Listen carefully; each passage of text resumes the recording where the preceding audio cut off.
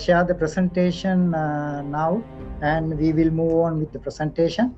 And I have numbered the slides, so anyone who wants to have questions, you can mark the slide number, so it's easy for easy reference. Let me share the presentation and begin. I hope everyone can see the presentation now.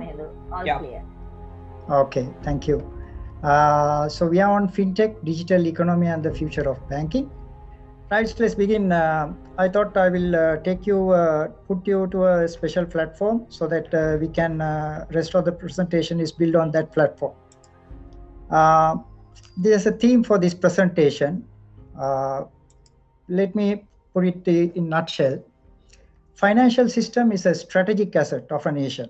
A lot of people don't realize it, and that should be nurtured strategically, protect proactively, serve effectively and efficiently, and must be in preparation for a strategic change management plan for that sector to encounter all disruptive and ever-evolving environment, and to achieve the ultimate goal of prosperity.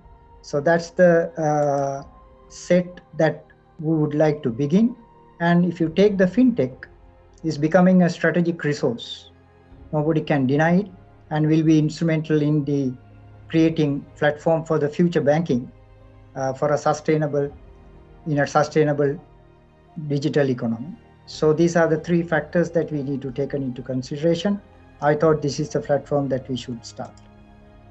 So if you look at FinTech, there are triggering points.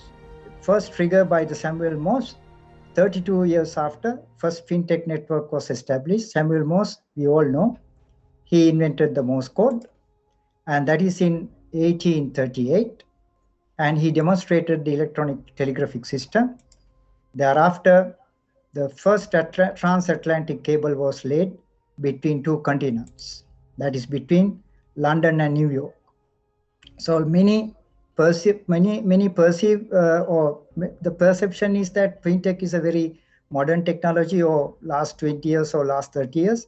No, it started in 1866.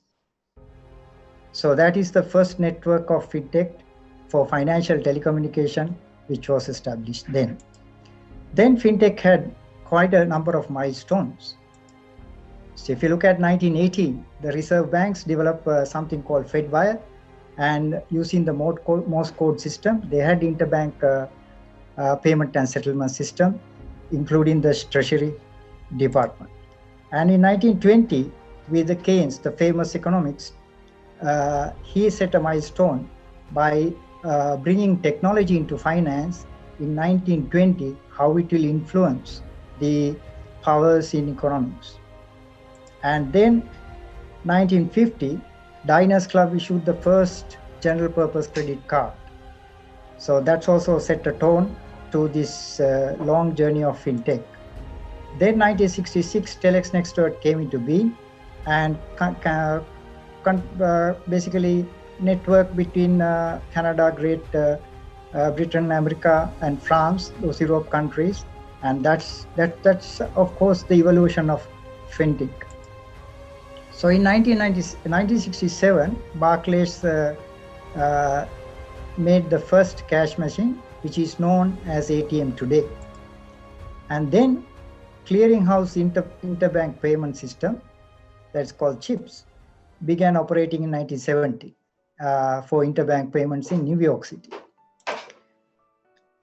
You can see the momentum is gathered after 1980, and NASDAQ, we all know what is NASDAQ, is basically created a solution called F-Trade for trading securities with and IPOs. 1973, banks from 15 countries created a cooperative called SWIFT, which is known as Society for Worldwide Interbank Financial Telecommunication. Today we all know and use the SWIFT codes. So let me tell you why this FinTech term. Actually, FinTech was the original name for the Financial Services Technology Consortium. Actually, this was a project initiated by Citicorp, today the predecessor to the today's Citigroup in America. So they took a little term called fintech out of the Financial Services Technology Consortium. And evolution of modern fintech, if you look at the roadmap, you can look at the 1950s to 2019. It's a long journey, and there are few milestones that has come, and Google has added to that milestone in 2010 by introducing the Google Pay, and Alibaba also had added, and there are so many other fintech applications and companies have put it in. Particularly the invention of Bitcoin and the cryptocurrency has been a greater achievement of fintech. So if you look at not only the industry, in any industry, there are thought leaders who will shape the industry with their intellectual capacity, bringing in intelligence and bringing in research into play. Otherwise, if there's no research base, there's no development. So we talk about artificial intelligence. Now, actually, it was the first concept paper was done in 1955, and the Keynes did the first economic book and talking about the technology and finance. And Alvin Toffler, I love this professor because he talk about paperless and cashless society, and he talked about mobile banking in 1970. So that is the beauty of that professor. He's a futuristic. And Michael Bloomberg invented the innovative market solution IMS and provide real-time market data. And also William Porter and created something called Trade Plus for the online brokering. As you can see, there are contributors who shape the path to fintech today. Fintech business models. There are so many business models in fintech, and a lot of people, misinterpret some of the models to fintech applications.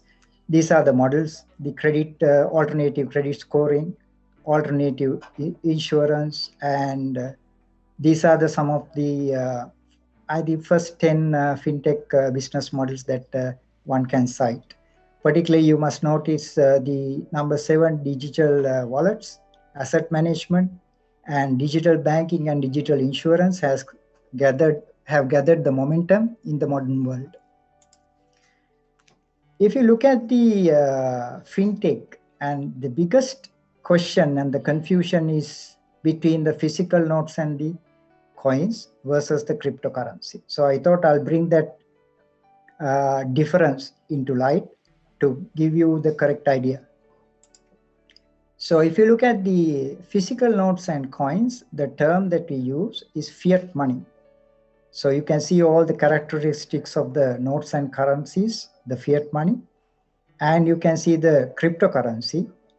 There's no physical currency. It is created in the ones and zeros, which means digital, and it's basically created in a server, and a group of people will have to approve for creation of your account. So basically it is decentralized, and basically the value will be determined by the supply and demand. There are flip side to cryptocurrencies, purely because it is at the stage, it is still at the beginning, and there are a lot of regulation and controls to come on board. And I think developed countries, developed nations are working on it. So we can see a greater future with cryptocurrency in beyond 2025. So if you look at the cryptocurrency, Bitcoin is a type of cryptocurrency. So if you look at the Bitcoin, the power of Bitcoin today, this is what the United States have to pay in their dollars to buy 1 Bitcoin. And being Sri Lankans, will have to pay 10 million plus to buy a Bitcoin.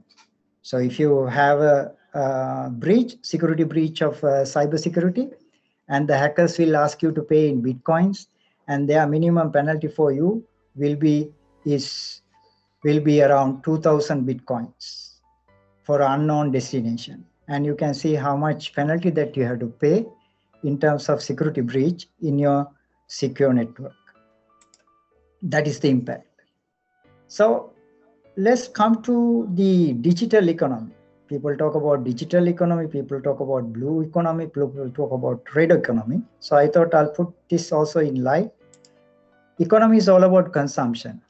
Whoever who define it in different ways, if you get the consumption right, the economy will run. The consumption, aggregate consumption will determine the supply and demand determine the level of employment and the household income, and the economy will run. And the digital is about being ones and zeros. That is the next powerful language coming to being in this world next to English and Chinese Mandarin. And what is digital economy? How does it structure? So digital economies represent basically the extensive or pervasive use of hardware, software applications, and telecommunication together in all aspects of economy, including the internal operations of organization, whatever type, business, government, or non-profit. And it encapsulates the transaction between organizations and transaction between individuals who are playing both roles as consumers and citizens and organizations. So this is the latest definition. And these definitions are keep on evolving because the digital world is keep on evolving. And digital economy, if you look at the main components, it's easy to identify, it's easy to develop, and it's easy to develop a digital economic strategy. So these are the three components. These are basically the core foundational aspects of a digital economy. It's basically your IT infrastructure and the core technologies that you have in your country. And digital information technology sectors like hardware sector, software sector, machine learning sector, manufacturing sector, network devices sectors, telecommunication sector, and so on and so forth. And basically the next third component is the wider set of digitizing sectors, like where they use digital technology for business, like e-commerce and digitally enabled sectors like new models that you use in finance, transportation, and digital literate and skilled workers, consumers, and buyers and users. Say, for example, if you look at the Amazon.com and the Airbnb and Netflix, they are all using all these digital. They are part of these digitizing sectors, which help the consumer to select their preference very fast and accurate. So digital economy, if you look at the graphical form, let me explain this chart. This is from the OECD report. This is actually digital economy. If you want to identify, let's apply this simple model to Sri Lanka. Basically, you have the core digital ITC sector, which Sri Lanka has. We don't have the hardware manufacture, but we have the software and IT consulting, information services, and telecommunication. We also have some of the digital services, but we are yet to have a platform economy like Uber or Airbnb, but we are using those economies to cater to our consumer demand. And there are two other parts that you need to look at: sharing economy and the gig economy. Gig economy is very big because this is consists of part-time work and short-term contract and freelance work and all that. And this is very big in developed countries, particularly if you take the neighboring country of India. This is also big. And if you look at the countries like Thailand, Japan, China, this is very big. And sharing economy is basically the sharing their private assets to private individual for a fee or a rent. Simple is renting out apartment, renting out warehouses and all that. This is called shared economy. And the broader scope of the digitalized economy is about e-business, e-commerce, precision agriculture, where agriculture is basically now Israel uses precision agriculture by directing watering and planting through the data gathered through artificial intelligence and machine learning, and they also direct drones to monitor the cultivation, pick up samples for laboratories and all that. So these are the basic three structures or main components of economy. As you can see, you can apply any country's structure into this particular structure and identify where we are and then move forward. If you know the size of the digital economy, the global digital economy is basically the what we call is narrow definition and broader definition. Let me go back to the previous slide. This is what you call the narrow definition, the digital economy. This is what you call the broader definition, digitalized economy. So if you go back to the slide for you to understand, the based on narrow definition of digital economy is basically consists of 4.5% of the global GDP, and broad definition is 15.5% of the GDP. Basically, this is being shared between two major countries. It's more of a oligopoly market. It's basically shared between US and China. So there are so many other countries fall into the rest of the area. So if you look at economy, we generally look at the factors of production. If you look at the traditional economics, that we have the three factors of production coupling up with enterprise, which will create value for the customers and the economy: land, labor, capital, and enterprise. But if you apply the same analogy to the digital economy, and it will look like this. In terms of land, we will have digital platforms and interfaces. In terms of labor, we are talking about developers, users, administrators, hardware manufacturers, service providers, all that included. In terms of capital, we have capital plus investment on fintech. And in terms of enterprise, we have digital or digitized enterprises, or digitally transformed organization. So that's the classic application of a classic theory into today's world. So if you look at the banking, I would say it's on forward march, amidst all kinds of challenges. There are many disruptions, as you can see on the screen. Technologies, political changes, and reputational risk because of the cyber risk and many other risks that we envisage day to day, that we encounter day to day, and economic pressure on margins because of the change of macroeconomic policies, and escalation cost of compliance, and cyber security. And there are demands as well, not only disruptions. There are regulatory changes, International Banking Act, for example, Single European Act, and uniform capital adequacy guidelines, and the local regulators and the local regulations. So the banks are having these challenges at the moment. So let me look at the banking future in the light, past, present, and future. If you look at let me look at each segment separately. Future of banking in terms of customer segment. If you look at the past, it's almost dominated by physical interaction, personal relationship, and ATM was only a point of cash withdrawal.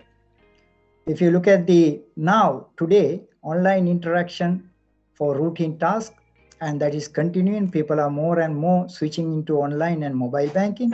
And also ATM interaction has gone beyond cash withdrawal. Now, lots of consumers, lot of consumers are depositing money and transferring money through ATM deposit machines. That I have experienced and I have observed, seeing. And future, it will be bionic banking. Bionic banking has already started in Sweden, and banking will be managed by the big data they receive in terms of customers, demographics, accounts, the way they do transaction, number of transactions, number of transfers, all that will be calculated in their servers, big data, if they know how to leverage the intelligence, artificial intelligence to give their customers precisely what they want and direct through sophisticated fintech solutions, then you can add value to the customer. Definitely the online dominance will be more because customers will switch on to online purely because of the convenience and less traveling. As I said, Bionic Bank has already begun in April 2020 in Sweden, and you can see how they are having a chip inserted into your hand, and this is where the chip is inserted. Of course, Sweden is having some human rights issues and other regulatory issues, but the Sweden Parliament and the European Parliament is addressing that because they look at the integrity of the customers and foremost in order to prevent most of the frauds and robberies. So the future of banking in terms of currencies. Past is about fiat currencies, that is physical notes and currencies. Today we are talking about fiat and cryptocurrency purely because taking into consideration some countries, for example, Saudi Arabia has given permission to use cryptocurrency within a limited framework. And also Amazon.com has announced the acceptance of Bitcoin for transactions. So considering that, we are using a combination of fiat and cryptocurrencies. The future of banking will be, they'll have to deal with the globally legitimized cryptocurrencies, and there will be demand for liberalization of policies on cryptocurrencies because there will be economic blocks like G7 or America, Europe, Australia. They wanted to do transactions. They will lay down the structure and regulated network to use cryptocurrencies. And nominal level of transaction will be done on fiat money, but I'm not sure about that. That also might be replaced with cryptocurrency. Time to come. I'm talking about future is like, next 5 to 6 years in the developed world. If you look at the future of banking in terms of security and risks, basically the banks were focusing on in the past physical security. You had armed guards, you had locker systems, keys for protection. Basically, you want to protect the money of the bankers and the lockers and access points, well regulated through physical. Now we are looking at attention has been drawn to digital and cyber security. And the access, even if a bank wants to, the customer wants to access the bank, access via multi-factor authentication and digital identity and use of biometrics. So you can see simple signing on the postal stamp has gone into that far. And instead of armed guards, you will see 24/7 CCTV motion detectors, cameras, and less security personnel. And you can see more importance has been given to the network security than the security on the location. Not that they have neglected, but the more emphasis on the network security. And the global banks have already strategically partnered with national security agencies. I can cite one example. Citibank in America has a direct contact with FBI, and FBI, there's a cyber security army that they have established, and any detection, because a bank like Citigroup get 12 million knocking at their doors, attacks, attempts. So the moment they are suspicious, they immediately have an alert, and the FBI will be alerted, and there are mobile FBI units. They are on not on their usual vehicles, but they are on bike with the sophisticated laptops and computers fitted to the bike, and they attend to immediately trace back the attack point and all. So the global banks are basically getting integrated with the national security agencies. That's a trend that has already started. Future, basically financial ecosystem is become very integral part of a national security system of the country. No longer bank security and national security can be separated, because if the financial system is a strategic national asset of a country, and if it is not protected by the national security, and if it is compromised, the entire country safety can be compromised, anyone can take over. So therefore, the security and the risk is will be well recognized in future, and the security of the financial ecosystem of a country will be an integral part of national security. and 100% biometric use. And those are some of the priorities. And you will see more digital assistance and the robotics to eliminate the human errors on routine tasks. That is about the security on future banking. Let me take you to regulatory side.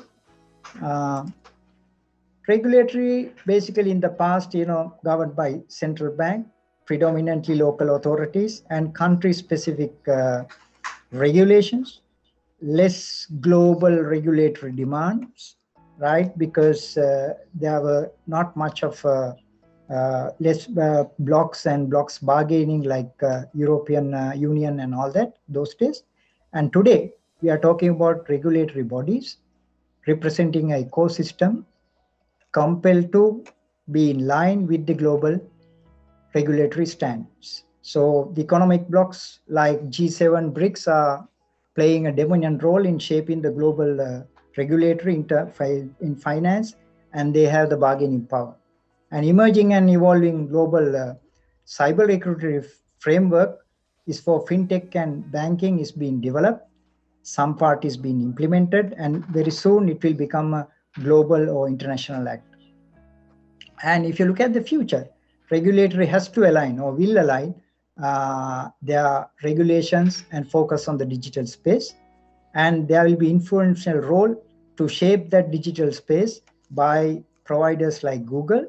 And there will be new regulations to protect the digital identity and cryptocurrencies and the use of biometrics. Because if you lose your digital identity, your entire asset base will be lost, because regaining that and proving that you are that digital identity is a long process. We have seen that case studies in developed countries. And there will be formation and integration of voluntary organization where banking, fintech, internet and telecommunication will have combined association in order to establish bargaining power and to have collective bargaining power as a strategy to shape the regulatory. So very important part on future banking is the cost. Then if you look at past again, general overheads, operational costs was the focus, and there were provision for standard risks, business and finance. But today it has changed the entire structure. Like cost of compliance has taken the prominent place in the cost structure. In fact, I was told average it has taken 25 to 30% of the balance sheet liabilities, right? And also then the responsive economic changes will have additional pressure on the bank, on the margins and cost of, today we are hearing about impairment losses and moratoriums impact on the returns. That is today. So what would be the future? The future will be basically banks cannot avoid the compelling fintech cost. That will be their threshold requirement in terms of fintech. So that has to be there. So they'll have to invest. Service strategy using the big data may facilitate incrementally earnings, provided the future banking will have infrastructure to use big data to analyze and deploy the kind of services and product that they aimed at customers. And compliance, capital, energy, and HR cost will be prioritized in that order to manage the operational risk. Because it's compliance and capital and energy HR cost going to play a huge role in future banking. So employees, what will happen to them? So past, it's a labor incentive. Every counter you have to employ one person. Training and retention was an investment.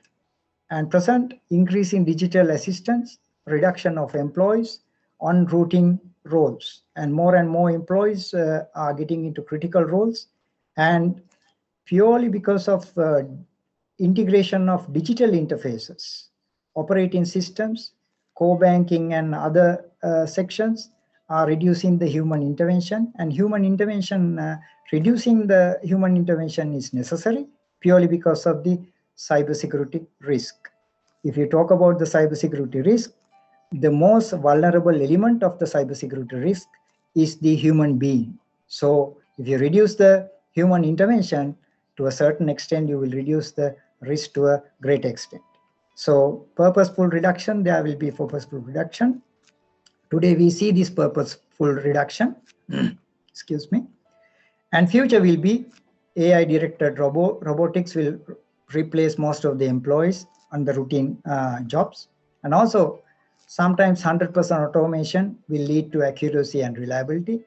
So in this case also they have announced by 2025, the banking sector will be 100% automated, and there'll be a huge gain in terms of profitability, efficiency, and accuracy.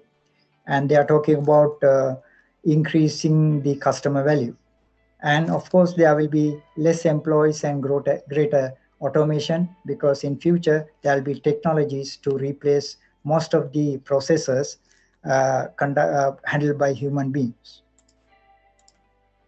So what will happen to the location? The big buildings, the branches, what will happen? The past, you have the branch network, then ATMs were at the selected location.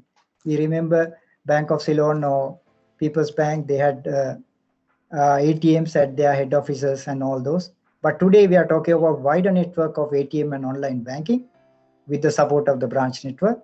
And today we are talking about mobile application, mobile banking, and bionic banking. Though I say emerging, it has already come into marketplace. So it will be, future of banking will be online banking and bionic banking in most of the developed countries, and shared network of physical and virtual machine servers run on AI, and there will be only few buildings for few corporate houses, and regional offices will remain. So it will be a network banking, and the physical organization will become a network organization. So in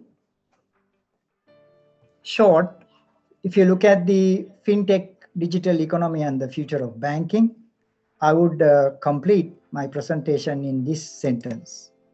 The future of banking will have to leverage the fintech as a strategic resource. I repeat, strategic resource, to create a secure, sustainable, resilient, and robust. Each word is very important. Security is important. Sustainability very important in terms of shareholders and customers and the country and the economy. Resilient is very important. Robust national financial system, which will create a path to an enterprising digital economy, which will create jobs in Sri Lanka. So thank you, and discussion time. Over to you, Rohantha. Thank you very much, Midhu. It was so enlightening for people like us who are not in the banking sector. Can I first get an overview of where Sri Lanka is in terms of the overall economy? Just a quick view from Mr. Kumaratunga from the central bank, sir. So thank you very much, Rohantha. You can hear me, is it? Yes, very clear, sir. Yes, okay, thank you. And thank you very much, Midhu. I think we have gone through all the sectors from the history to up to now, and in future banking also. I think various topics we have touched. So mainly what I want to make that the banking landscape of the entire world now, it is changing. And with the new payment method like a digitalization, use of artificial intelligence in banking functions, the entire banking industry has undergone a massive transformation that has changed the way financial procedures and also carried out the financial institutions operate. It has changed significantly with the new development of this technology. So come to the fintech, the Central Bank of Sri Lanka has established the regulatory sandbox in 2020, and we launched it 2020. And this is mainly focused on the to develop the fintech industry by bringing the technologies that market is ready to embrace and identify the existing laws that hinders the development of such technology. the main focus of that development of this regulatory sandbox is that to bring these fintech developers to bring into the market. And so there are separate several regulatory aspects are there. So to operate with these regulatory aspects, we will give the chance for the fintech companies to come with their solution or the proposals, and they can submit their proposals to the bank in NIMS. So likewise, there are a few other initiatives also we have taken. I'm going through these the presentation Bindu has done, and he also touched on this digital currency. With this digital currency, and I think Bindu also touched on the various type of digital currencies like a virtual currency. At present, we know that how these the prices of these bitcoins and the other virtual currencies are going on, that it has increased significant with compared to the last few months. So at present, it is more than 55,000 pass for the USD 55,000 pass for this digital, the Bitcoin especially. So with this, I think for the cryptocurrency aspects from the CBCL side, we have informed to the market having the risk of investing of this cryptocurrency, so involvement of this cryptocurrency market.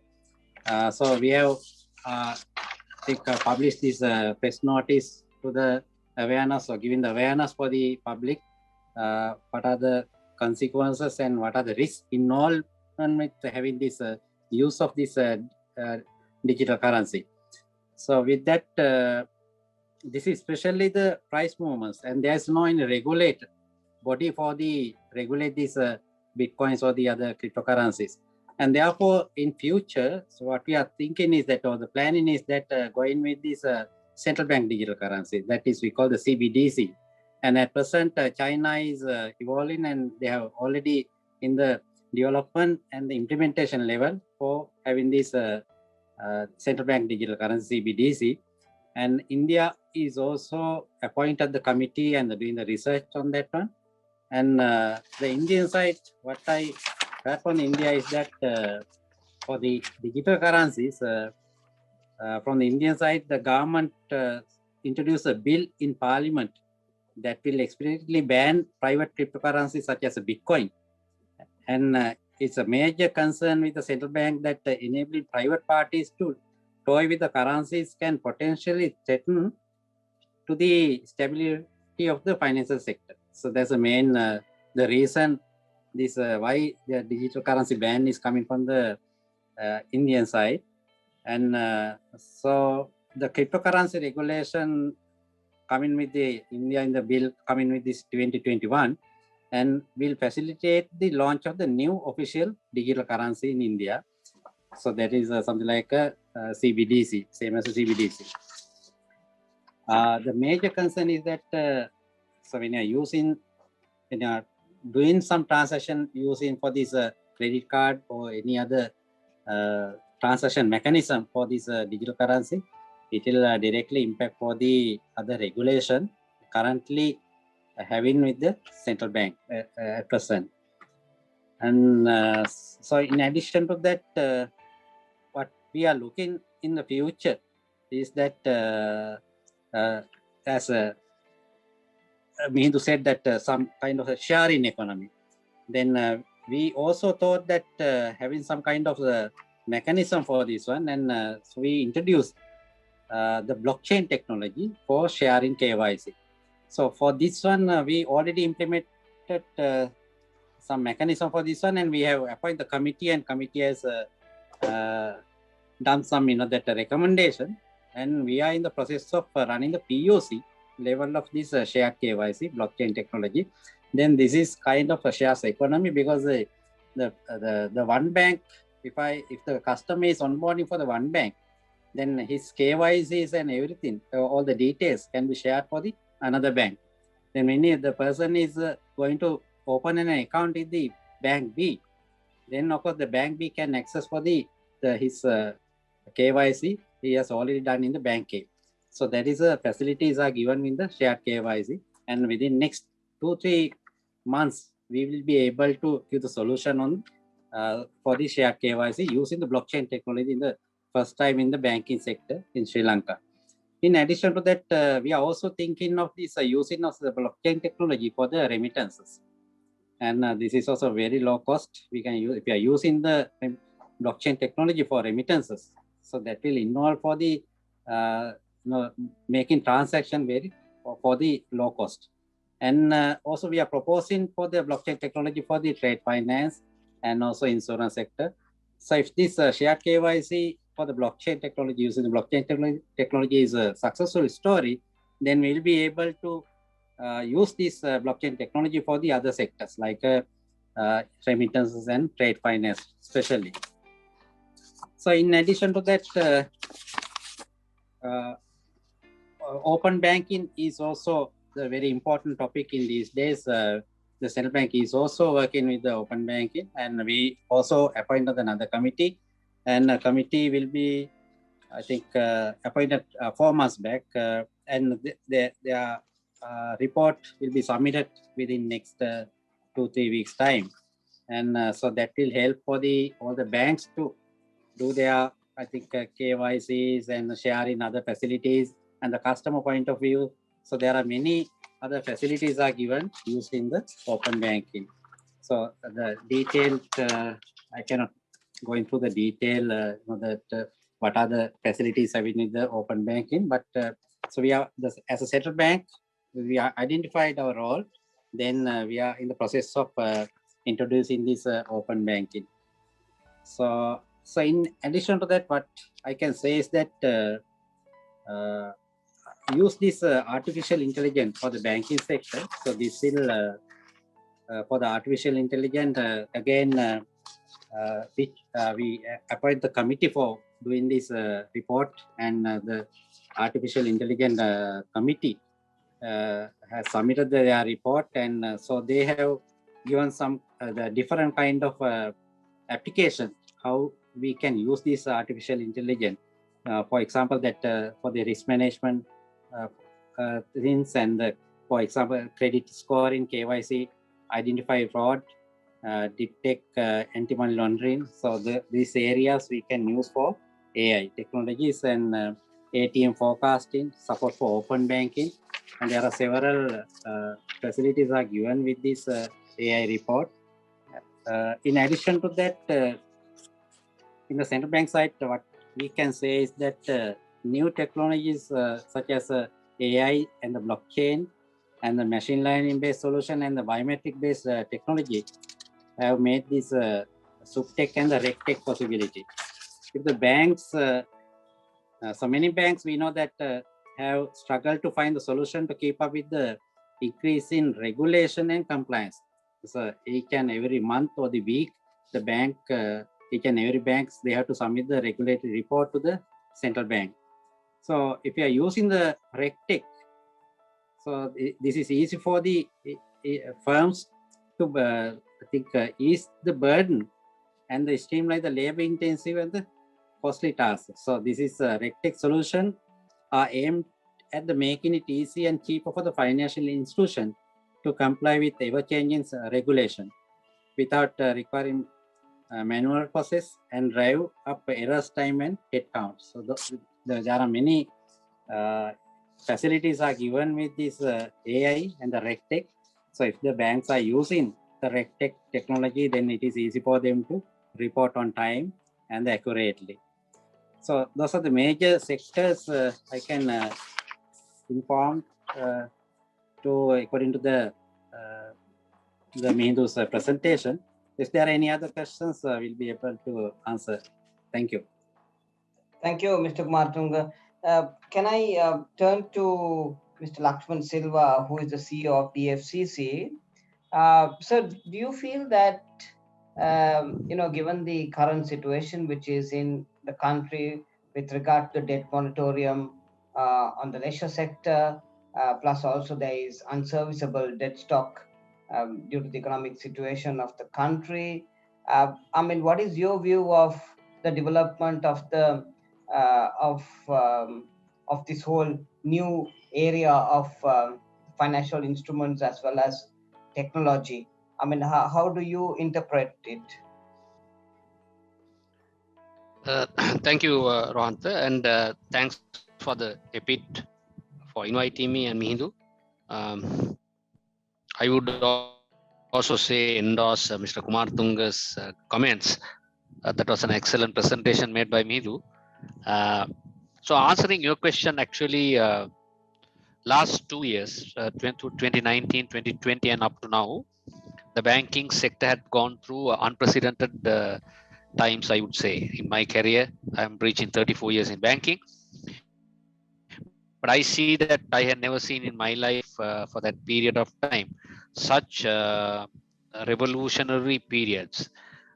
Starting from the Easter Sunday period, that time, the banks had to entertain many many requests from the clients, and also we were expected to meet the regulatory requirements.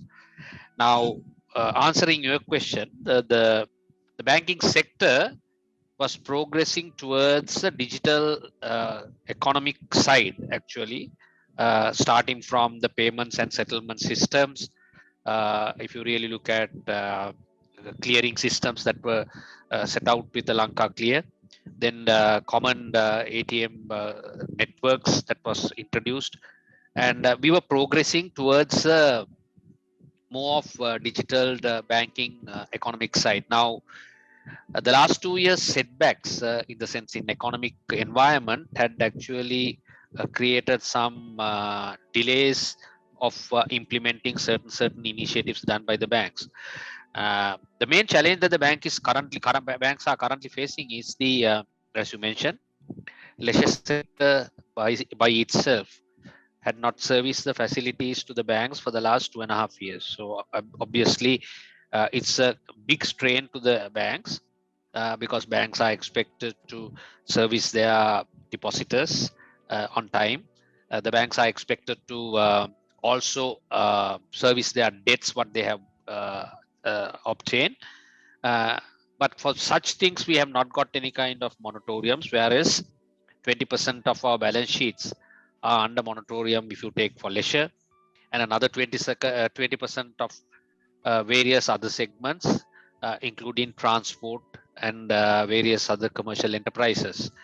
Now, majority of the, I wouldn't say majority, but at large component of the clients started making payments from about October last year, some from December, but still a larger component is still are expected to service the debt moratorium loans from 1st of April.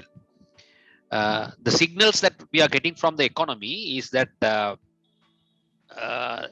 majority of the sectors have come back to normalcy. They have revived, and we are expecting them to start repayments of the facilities from about April. But having said that, because of the second wave of COVID, I think there is a larger segment of the economy still are trying to revive. So on those bases, I think we are discussing with central bank also how to manage these processes. So I think today also we had a meeting. During the discussion, that what we agreed was that actually central bank would look at some of the sectors which are impacted, which are long-term stress ones, to be given extended moratoriums and to see how well that they can revive, while the others are given the opportunity to discuss with each bank and the financial institution to see how well they can adapt to the new situations, and banks also would consider those requests and make possible adjustments to their repayments coming from April onwards. So that is the situation right at the moment. So with regard to the moratorium and the payment deferment. But having said that, I think I must also impress the point that there is a lot of liquidity strain to the banking when these payments are deferred so long. And also we expect all those things to be come back to normalcy as fast as possible. Just to touch upon Mihindu's some of the points that he mentioned, I think brick and mortar banking actually had been going out of the way for a while. And if you really see the traditional banking in Sri Lanka, where you found large premises with large number of staff, Those are the traditional type of banks that which was having branches like that. But if you really look at the new generation banks and the new branches that have set up, most of them are very lean and thin in number of staff, and most are automated. So I think that is the way forward. I think Sri Lanka also progressing in that sphere. When you really look at the digital banking side, majority of the bank, including my bank, started introducing the virtual wallet first into the market, and now online banking, the SEFT payment schemes, all those are facilitating customers to do transaction, not limiting their transaction to do within the banking hours. So offline, 24/7. Now they are free to do their transactions. So that's a real convenience that had come on board. As a practical banker, what I have seen in the past is that there was a reluctance by the general public to accept these new generation banking, new instruments that we are introducing. For an example, it was very difficult for banks to convince the customers to do away with this fixed deposit certificate, physical fixed deposit certificate, or the physical savings book. So, I mean, if you go to an ATM, those days we used to see that large number of slips being thrown away. Why do they do that? They want to come and check whether their money are safe in the bank, whether the balance are there. So I think the confidence level of the Sri Lankan community is also getting well, and I believe strongly with the regulations that are coming up to protect the customer, transparency, governance, IT security. With all that, I think the confidence level will go up. I think Sri Lanka is in the verge of getting into a bigger sphere of digital banking very soon, and I think the banks are now ready to go that far. So Rohantha, that's my explanation. If you have any other questions, I'm prepared to answer. Thank you very much. Thank you very much, Lakshman. Supun, what do you think in terms of, as the CEO of Dialog? I mean, initially, let me thank you sincerely for coming on board. I mean, we thought that the digital wallet will really take off, and I think there's an integration between banks and mobile phone companies on this area. What is your view on that, Supun?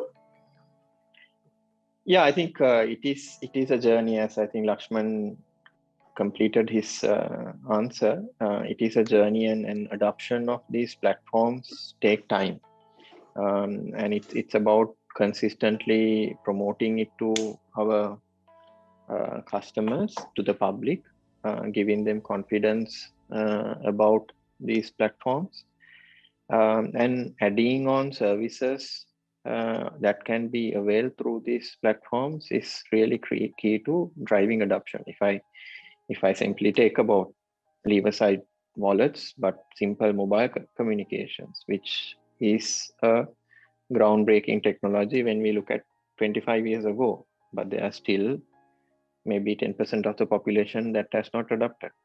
Similarly, maybe broadband at home. So it takes a journey. Even 4G technology we introduced in 2013, still there is a sizable number of public that doesn't use 4G for their data communications. However, it is important to, as an industry, continue to enable the consumer, continue to avail services, work together as an industry to improve the utility of these platforms to drive adoption. This won't happen overnight. Same with the wallet. We started with EasyCash way back in 2012, and then that was one of the first in the region. At that time, also especially cross-operator wallet, and that has served a purpose in terms of helping the small value transactions. We do for a month over 4 billion worth of in terms of gross transactions on EasyCash. This has been consistently growing. 4 billion is not a small number. And then we see that there's a lot more potential to go take this number beyond, but it requires other services. Now, recently, Central Bank is helping to promote the Lanka QR as a payment access option. So that makes the consumer experience, consumer journey a lot more seamless, lot more easier when you want to pay for your goods and services at the vegetable seller or at the retail shop. And these augmentations, enhancements certainly drive adoption, bring more customers into these wallets. Similarly, beyond the mobile money platforms, we also have the digital wallets, adding your credit cards, adding your banking accounts into the wallet. Again, that we are seeing good traction. I think we now surpass 1 billion in terms of, if you look at the Genie platform, we do more than 1 billion rupees worth of transactions a month. And this is something that we have launched about 2 years ago, but very encouraging rates of adoption that we do.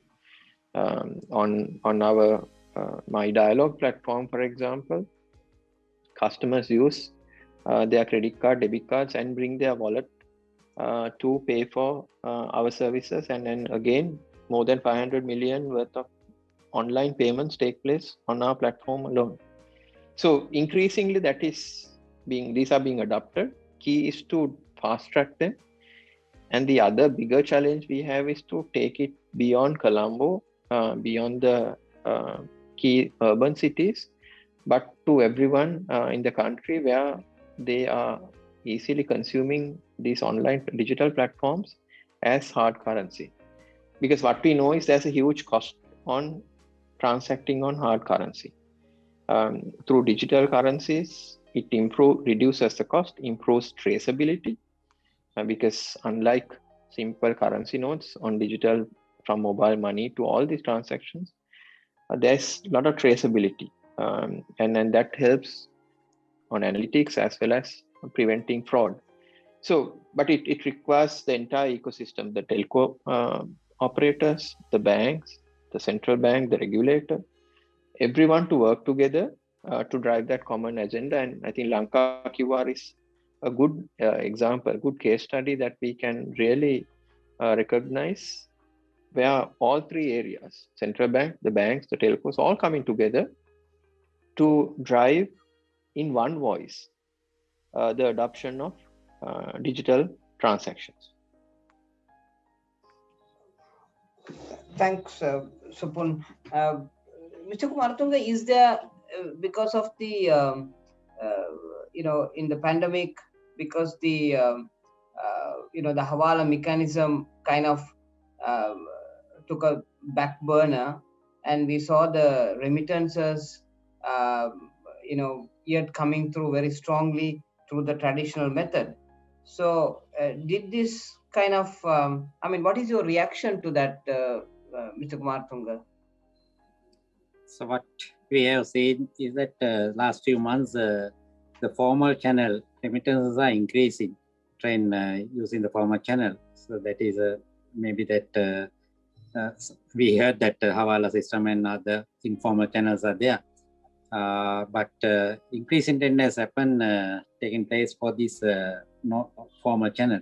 So there's also a good identification and also some kind of another lower cost channels like maybe the Easy Cash or the other banking systems are also there to use these remittances, sending the remittances. So in addition to that, the major barrier for this increase in this formal channel is that the charges these exchange houses are, I think, charging more from the customers.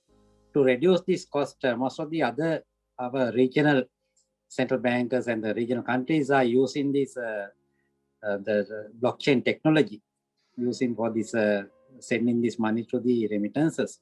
So there's a one angle we are seeking, and in future, and the central bank side as a regulator. So we want to register some kind of formulate this kind of informal sector remittances coming to the country. Therefore, that METS, money value transfer services, has to be registered by the central bank. And those who are involved in this sector, they have to get the registration from the central bank. And there's a new news for the, I think, audience also. So very soon that regulation will imposed by the CBSA. I'm going back to dialogue, Supun. Do you feel that there was a positive trend taking place because people can send money from overseas through mobile technology? I mean, do you feel that put the development agenda of the on that sector? Yeah, I think mobile money-based remittances are also one option for especially for overseas foreign workers to send remit money. And then we also have connected to all the main remittance platforms like MoneyGram to direct transfer to, and all those platforms. And then we see transactions coming in. One area where there is constraint is that since mobile money platforms have a wallet size, and then it gets capped at 50,000 for an advanced wallet, 25,000 which goes up to on a basic wallet, which there is a limited period that there's an enhanced period. Normally it's 10,000. So the limitations on the wallet size inhibits large value transactions.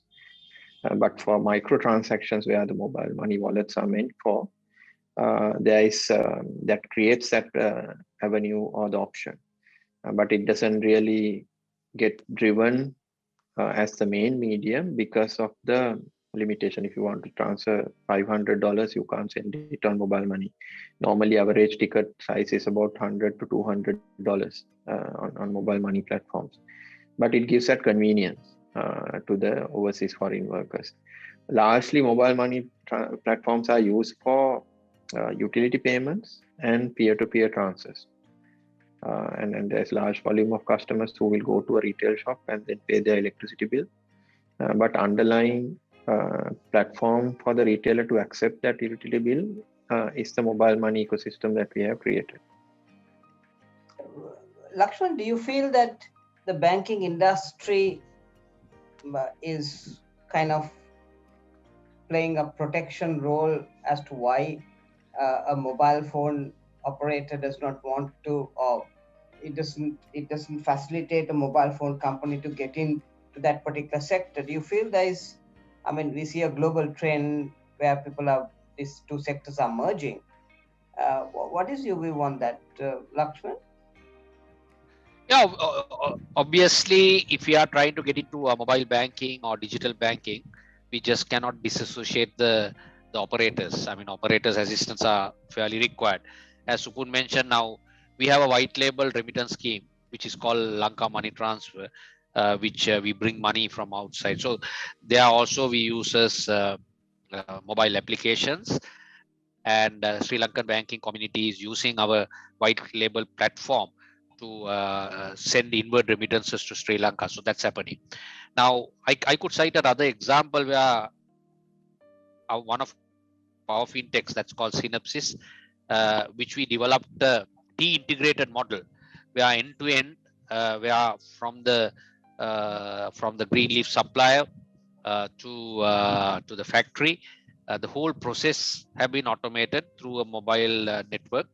And recently, Synapsys, my subsidiary, together with Dialogue, actually went into another company, and so that's called Agrimix. So that particular process digitalization, that what we did was completely based on the network operators facilitation, while bringing the banking into the sphere. So it has a plantation, communication, plus the banking. Now, as you know very well about it, the plantation sector, good old days, when a greenleaf supplier makes a supply to the factory, he would know actually the exact quantity that he supplies, and he would know until the month end how much of money that he will receive.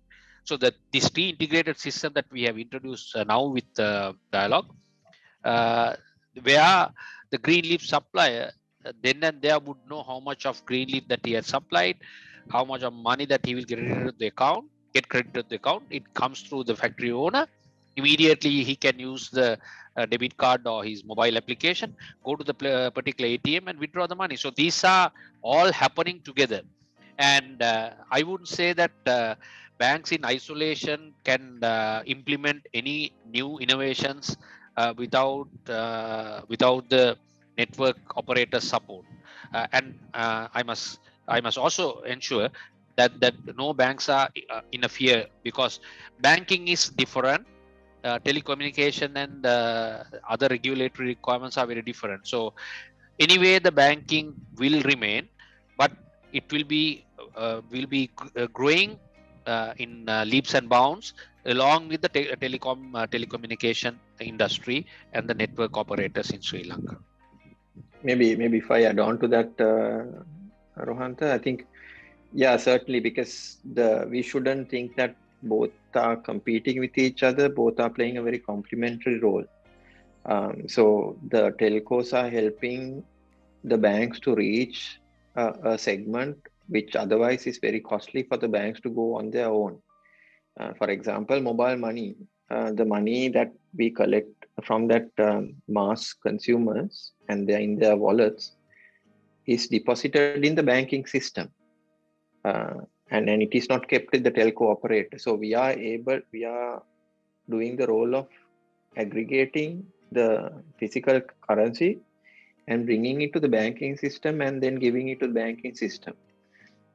So how we have to look at is that both are playing a complementary role, helping the banks to take the banking services to the masses, bringing banking financial inclusion to the country. And how do we do that is we are able to serve the masses at a fraction, at the base of the pyramid, at a fraction of the cost which otherwise the bank would have to incur if they are to set up their brick and mortar branches. So small retail shop is able to accept a deposit and then instantly get it transferred. And the key enabler is technology. So we use the technology platforms and the distribution ecosystems that we have created so that we can handle that small ticket transaction at a fraction of the cost which otherwise the bank would incur setting up that brick and mortar model. And both working together helps to improve financial inclusion in the country. And I think everyone in the ecosystem has to see it that way. Otherwise, we will not progress as a country. And then I think I'm very pleased to say that the regulator as well as the banking community understands this. And then that's why we are working together. And I gave a good example of Lanka QR, where it's standardized, one platform, but being promoted by everyone. Because when there's banking financial inclusion, then it will help the economy to grow. The masses get access to financial services, which otherwise they have to go to the informal sector. And informal sector, the financing costs are very high. But when they build a financial track record through the mobile operator, but then finally where banks have visibility to, then they are able to get access to financial services at a lower cost. And that helps the economic growth, the powering of the economy in those micro segments. So I think we have to embrace the cohabitation model, because when we work together, we grow the economy, we grow the overall financial inclusion, and grow the financial services industry. I mean, it's really great, Supun, to hear this kind of an engagement that is happening, because we know that access to finance is one of the biggest issues of a SME when they cut their development agenda, and almost 73% of Sri Lanka's exports are SMEs, and if we don't drive that exports to at least a 20 billion from the current 10 billion that we registered last year, we cannot we cannot make the economy kind of stable. Correct. So I mean, it's really fantastic. Midhu, I think time has come to wind out, but last question to you. Do you feel that we have a good FinTech fintech action plan? I mean, where you feel that the sandboxes that exist can be further expanded, and maybe like what Supun was telling, maybe the invert currencies could be moved up from a 25,000 point upwards, and so that you further allow the natural flow of business to happen. I mean, what is your view, Medu? I think the first part is that we can be happy with our current status as a country, because where the banking sector and technology sector and the government sector working together. Those are the three key stakeholders of this financial system. And also if we were to bring the fintech to use it as a strategic resource to answer your question, to achieve the kind of level that we want to achieve, and we must have a national level integration, and which will facilitate these three stakeholders to take these things forward. If you look at without any additional help, these three stakeholders have achieved hell of a lot. I mean, I fully agree with Supun about bringing in Easy Cash. That is quite a innovation at that time and that era. It was first in the market, but as he said, that the adoption rate will take some time, but keep pursuing will help us to achieve the standards what we want. Actually, we have already created a part of digital economy. If you were to go back to my presentation, part of digital economy, all what we need to do is consolidate this foundation to grow it up, so that we can grow and achieve prosperity. Thank you, Mehudu. I heard your interview on one of the radio stations today, where you said that chances are that we will grow by 1.5%, but the State Minister for Finance is predicting 3.5% GDP growth in this quarter. So, I mean, let's hope for the best. And I think the discussion today was fantastic. I mean, the fantastic insights came out from the banking sector, from Lakshman, and you had Supun who gave a fantastic view with regard to how the integration is happening, and classic examples of how it's operationally worked out. And then Mr. Kumarthunga, of course, gave a very good landscape of the development agenda and how Sri Lanka is abreast with the changes happening globally. So thank you so much, gentlemen, and thank you, Medu, for putting this whole project together. I really appreciate. And Kaushali, can I hand over to you, please? Yes. Thank you very much, panel, for an amazing and, of course, a wonderful informative session, which definitely gave all our students a very good input in terms of the current trends that are going on in the subject that is spoken. On top of that, how one person can aspire to be in these positions, making these changes in the future. So dear students, I hope this has been an amazing session for you to have your motivation to see you can sit down in these positions one day, you can make these decisions. And if you have any concerns, any guidelines that you would want, this panel, I'm sure, will be available to support you with the instructions and with advice in the future as well. So thank you so much for connecting. And this brings us to an end of another session. And while thanking all of you for taking part and for your valuable contributions, we would see you back again in another webinar. Until then, good night. Thank you very much. Thank you very much. Thank you. Thank you very much.